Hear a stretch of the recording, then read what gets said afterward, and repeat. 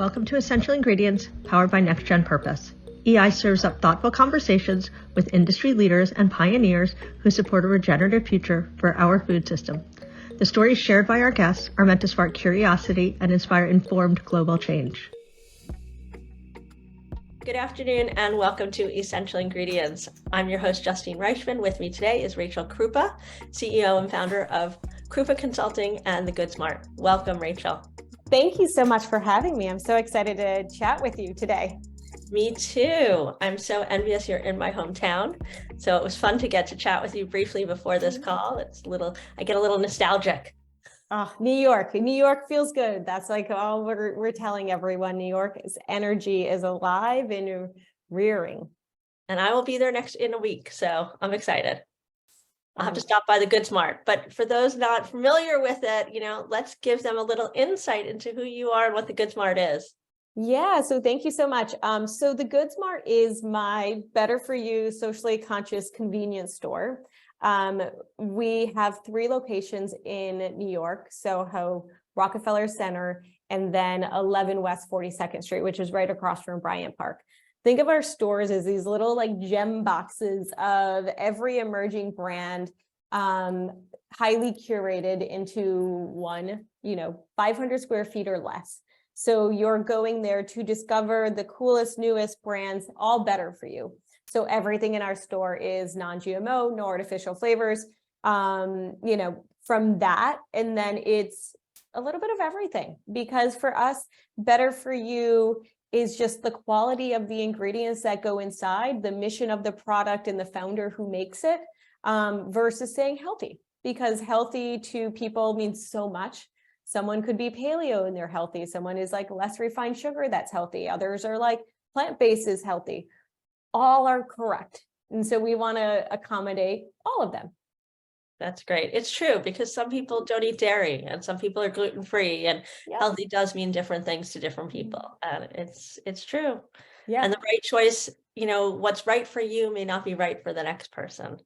Exactly. And that's the fun part. And that's just having those conversations and dialogues with people when they come into the store to shop.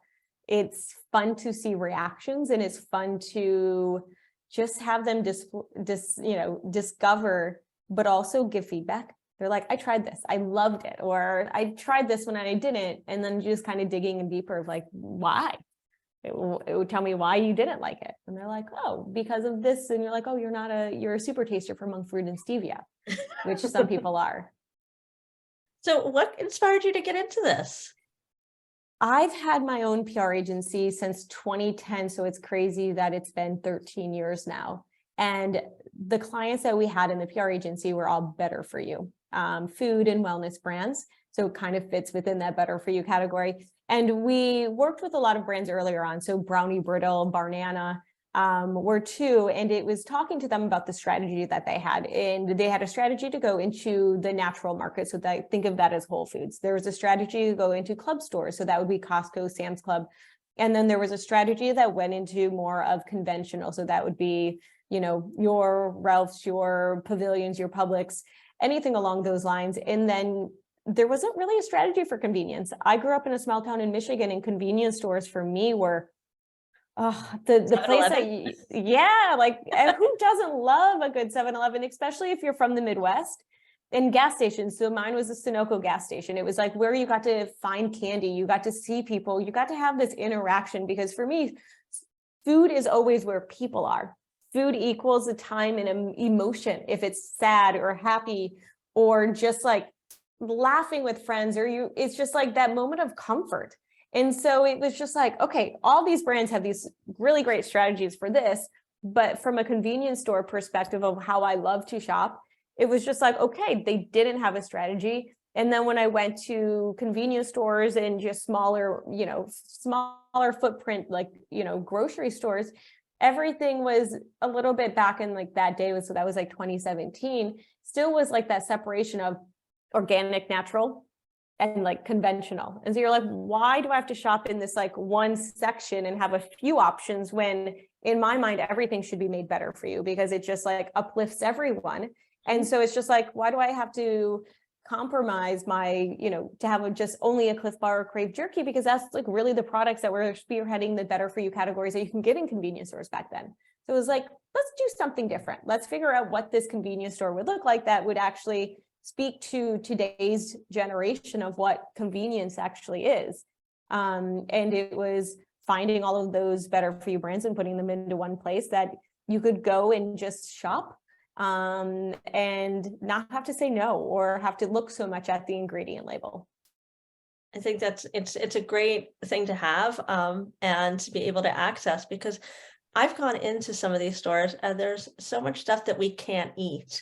And you spend so much time looking at ingredients and go, okay, I can't have that, and I can't have this, and I can't have that. There's fewer items that you can have, and to be able to access a convenience store where you know that your choices are more curated and you're within those options, at least you know you're going to have something, because they're already curated to be better for you. Maybe they're not going to all work for you, but within that scope, there'll be one or two or three that will work for you. Agreed. And I think it also goes back into too, when you were focused on more of like the young emerging brands, you're also supporting a founder that wants to create it because it's either a flavor from their culture or it's something that they found was missing in when they were looking for something to snack on or to eat. So it also is like shopping and supporting small local brands and like achieving and making their goals, become a reality too. So it's like it was the twofer. You win in the snack category, but you're also doing something great for someone else. Well, it's that, and I'm just gonna add a few more bonuses in my mind. Let's do it. Let's do it, right? So it's also going to make you feel better because you're not going to fall back on things just because it's the only thing available. And then you're probably doing something better for the planet, because if people are doing things that are better for you, odds are they're also considering the planet.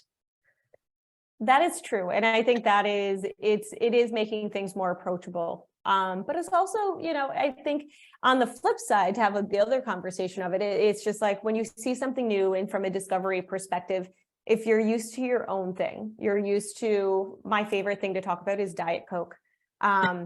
Because I don't drink Diet Coke. I used to probably have 220 ounces a day, back in the day in those like early 2000s. But then it was like, okay, I don't want this anymore because of what Diet Coke is just made of from a chemical perspective. But then now in the store, because we do have a store at, Rockefeller Center that like the customer is, traditionally a little bit older, that they want their Diet Coke. Great. We have a couple other like the beverages that are more of the pre-probiotic sodas that are very like popular right now, but they don't want those. And so you're like, okay, tell me why. Tell me why, here's this. They're like, because I like the artificial taste, because it's the taste. But a majority of the people look at it from a caffeination perspective, because they know how they're going to feel based on this product because of like how they've been drinking it for so long. So they need this energy boost at like a 3 or 4 o'clock because it's caffeine. Right. And so you have to then go back and actually learn of like, why is someone eating something, and looking at it from like a standpoint of like a real like human psyche type of thing, because like then you can give them actually an offer versus like, oh, here's this. And then I think sometimes we judge people based on like, oh, you don't want better for you because you want this. And you're like, no, it's because of the caffeine, and these other products don't have the caffeine to make them perform the way that they do. And so you're like, this is fascinating. And so then that's like where you're just like, oh, here's where innovation comes. And like, let's find a cola for you that has caffeine that you can then have and that it's better for you. And I think that's like where there's always constant innovation that we're going to see coming. I couldn't agree more. And I also think that choosing better for you doesn't mean that it is perfect. It just means it's a better option. It means that maybe it doesn't have that artificial sweetener. Maybe it has monk fruit or something else that might be a better option, but yet it still has caffeine, or it still has something that's going to do for you what you need. It's just the better option. And I think sometimes we forget that, and people are very hard on themselves and on others when they expect it to be perfect, or if you're not going all the way. But the truth is, if we can make a better choice for ourselves and for others, whether it's family members, etc., to give people what they need, just a better option that suffices or that they'll feel happy about, that will give them joy and fill that need, then that's a good option. I agree. And I think that's I think you really hit it, is something that we try to do best always, is you just meet where people are. And it's about a balance. It's some days you're not going to eat this perfect, better for you kind of meal or snack, but be okay with it, because you just need to have that balance. And it's we're constantly being, tossed in so many directions in real life. We don't need to have to do that sometimes things bring us joy. Yeah, I agree. So, as somebody that's in PR and somebody that has this convenience store, I'm sure you see a lot of different kinds of better for you products. Mm-hmm. And I'm sure a lot of things come across your plate, and there's things you say no, and there's things you say yes to. So I'd love to hear how, you make those decisions. Oh, that's the fun part. It's you're, it's resume, kind of the point that, you're a snack taster. It's fun because I look at it, I know I have a different taste than most, because I like healthier food or the better for you side. But with that, not everyone does. And so I always want to make sure that every product that we have in the store is tasted and we have a consensus of it, where I don't like the taste of monk fruit stevia. So for me, it's that product to me is no, I don't like it. But then I'm going to give it to my, the team members that are working in the store. I'm going to give that to corporate. I'm going to give that to my family, my friends, my father, but also my 7-year-old nephew, being what is the consensus on this stuff, so that you can get this cross-pollination of going back to the Diet Coke. My dad, we're you can't have Diet Coke. You just can't. And he was just okay, find me something else. And he loves Virgil's, zero cola. And you're okay, tell me why. Why do you like that more than this other? And he was because it has that, again, it's more of that aspartame taste, but it's not aspartame, it's stevia. And so okay, great. So let's look at that. And I'm okay, then that's what we need to bring into our Rockefeller Center location, because that is what that customer will probably like. Or, how do you look at it also from a taste perspective, also the size of a product, also based on the cost, because you want to make sure that the value is there too. And there's nothing worse than when you purchase for something that's new and cool and what you're really excited to open it up. And when you open it up, you're the packaging does not match the inside, you know? And it's looking at the whole picture, and then also looking at the founder and looking at what is that story and that journey? Where do the products come from? And so there's a lot that goes on our side in order to figure out hey, do we think this is going to work well in the store? And then sometimes it's I think it will work. And sometimes we just try that too, because I think what we love is just having people discover things and being that store that might be the first to carry something. And you have absolutely no idea if it's going to work or not. Pantry used to do horribly for us, but now people are coming in more for pantry items. And you're okay, great. We can expand this section a little bit more, and you can see the dip and dives of thing where, more from a standpoint of protein bars, and the bar category went down during COVID because of the fact that people were not on the go. And so bars during when you were working from home, they were cooking more. They were having more of an experience of cooking for themselves. But now that we're not working from home so much anymore, bars are increasing again. So then it's okay, we have to do bars. And what are people looking for? Because they're looking for more than just the Cliff kind and Luna bars from back in the day, but they're looking for some things that have more functional properties of superfoods, or more nootropics, or, the gut health from a fiber perspective. So it's fun to look to see and guess, also sometimes guess of educated guessing, but having okay, what do we think people want? What is the taste of everything collectively? Should we bring it in? Should we give it a try? Does it work? Does it not work?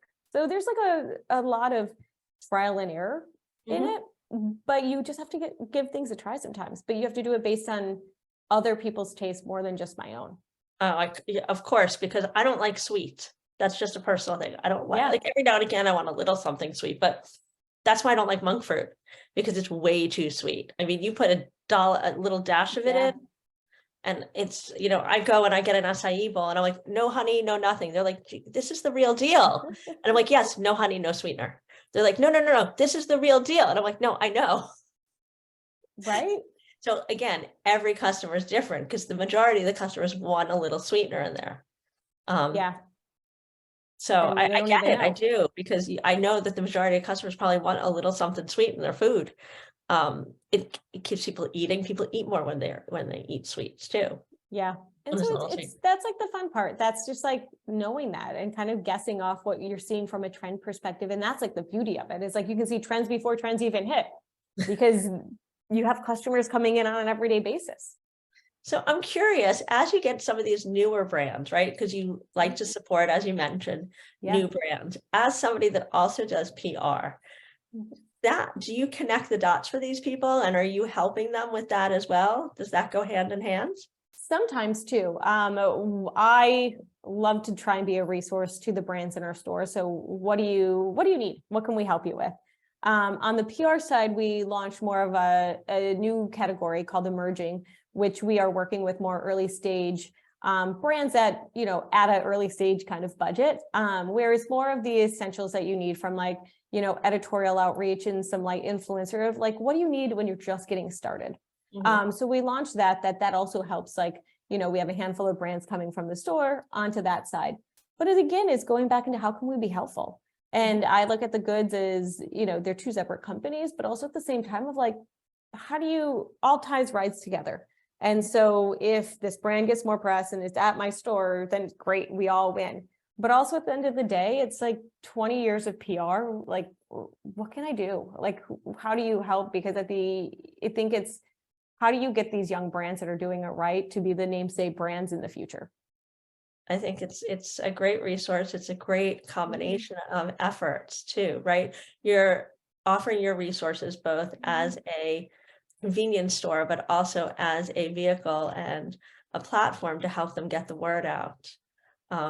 And also providing community for them, because the more people go into the store, the more they taste, the more they try, the more they share that with friends, and referrals are the best way to share. If I like something and I tell somebody, a third party pitch, so to speak, and I'm saying this is the best oat milk I've ever had. I'm allergic to oats, but this is the best oat milk I have ever had. You should definitely try it. It's going to go a lot further than just choosing something off the shelves. It froths really well. This makes the best, cappuccino you're ever going to have. Right. That's amazing. And I'm so sorry that you're allergic to oats. I know, me you too. did not have to do the oat milk trend for a long time. I did do the oat milk trend. That's how I found out. That's how you found out? I was all about Oatly. I even had Bjorn on the podcast from Oatly. Yeah. And I was a big fan, and I liked the way that it frothed in my cortado every day. And then I went and got tested, like we all do, right? Or a lot of us do. And I found out I was allergic to oats, which then cuts out a whole lot of things. But I'm sure that when I come to the Goods Mart, when I'm in New York and I go pick up some snacks, I will find lots of options. You will find a lot of options, and you have to try pistachio milk. Posh is amazing. Okay, I'm going to try that. I'm going to try that. I'm hoping I can find that locally here. You can. I think you can. I think it's one of the stores. Okay, it will be. So, as you guys are growing, I'm curious what's in store for the Goods Mart in the next few years. What do you, what's in the future? I think it's like, for us, it's like really leaning into just like, how do we continue to help the brands that are in our store and really be a true partner with them and try to figure out a new way to do retail. Because there's always a lot of cost on the backside for these emerging brands. It's like you have to pay for X, Y, and Z. You have to do this, and it costs a lot. And so at the end of the day, like, because of where we are from an economic perspective, it's hard to get funding. It's hard to continue. So it's just like, how do we help them while they're in their challenging time, but continue to innovate our side, and, we're still figuring that out and noodling that. But when we do figure that out, I know that it's going to be more of, opening up a few more stores here and there, but it's more of building more of like, how do you reach consumers and customers on like a higher level? And do you expect to see yourself just in the tri-state area, or do you expect to see it going a bit more national or global, I say? From a brick and mortar perspective, staying local, but we have like our e-commerce and we still, so we have that, so we can get you some products already. Oh, good. To the I want West I Coast. have to get the Tosh milk. You have to get the Tosh milk, it's online. But then at the same time we do, and I think it's just more from a matter of, we are starting to do curations for corporations, for, pantries and for mini bars of folks. Because again, that goes back into how do you reach more people with these really cool brands and you hit them. Yeah, so we're curating different hotel mini bars, and then looking from like a corporate pantry side of like, how can we help you? Like your employees want something tasty and better. You want something tasty and better. You want also support like more sustainable brands, more that are upcycled, regenerative, but also from like a founders from a diverse background. Let us help you curate that for you. So we're doing that on top of just like our stores. So our reach is so much larger than like the stores, I think, within a brick and mortar store perspective. That sounds amazing and exciting, and lots of growth and opportunity. I already see, I remember years ago when you would work in the offices and people would walk around with the baskets. Yep. Now we're going to have the Goods Mart people, the people in the Goods Mart walking around, right? Oh my gosh. I've been like eyeing on. And the vending machines, you can do vending machines. I have issues with vending machines, to be honest. I don't think anyone wants vending machines anymore. They may not. Because like, I think everyone assumes that vending machine stuff has been there for a long time. Yeah. I think that's what we all think. I have a dream of like an old like airline cart that you just kind of push through, and have like popsicles and slushies and just like things on it. So it's almost like that kind of like the arm that goes out with like the coat that you have like the watches, but they're all snacks. Well, to that end, what about, in JetBlue, in the mint, right after the mint section, in between mint and economy, they have that section with all the snacks. Yeah. You know what I'm talking about?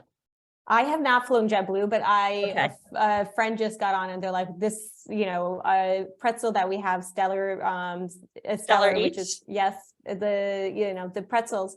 We just brought that and she's like, I just had these on JetBlue. And I was like, really? That's amazing.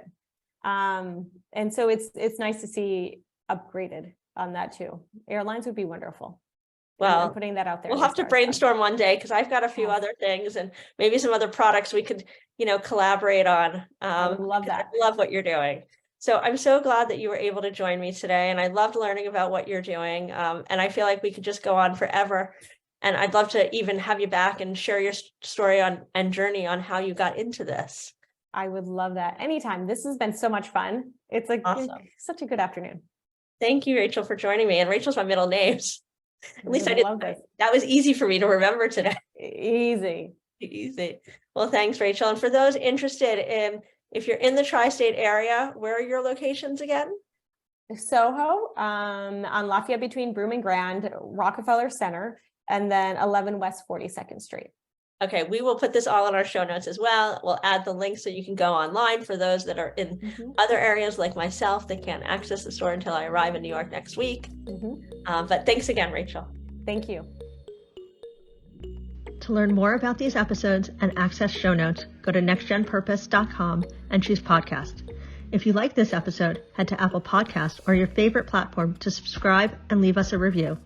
Visit the Next Gen Purpose YouTube channel to subscribe to our EI videocast and give this episode a like while you're there. Follow us on Instagram and LinkedIn at Next Gen Purpose, and connect with me on LinkedIn or Instagram at Justine_Reichman. Thanks for joining us.